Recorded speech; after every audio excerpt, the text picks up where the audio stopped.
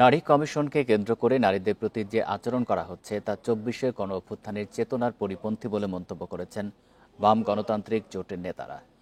বুধবার বিকেলে জাতীয় প্রেসক্লাবে আয়োজিত এক সমাবেশে তারা বলেন, নারী বিদ্বেষ ও নারীর প্রতি সহিংসতা দ্রুত বন্ধ করতে হবে।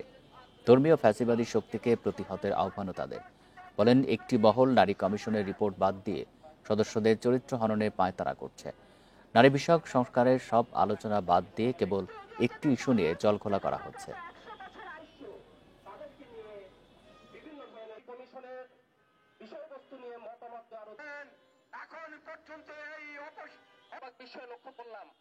নিপীড়ন করেছে, নির্যাতন করেছে, নারীদেরকে বলেছে নারীর অশ্লীল ভাষায় এইগুলো মুখে উচ্চারণ করা যায় না। আজকে ওই সমস্ত চিহ্নিত ব্যক্তিদেরকে অবিলম্বে গ্রেফতার করুন এবং বিচার করুন।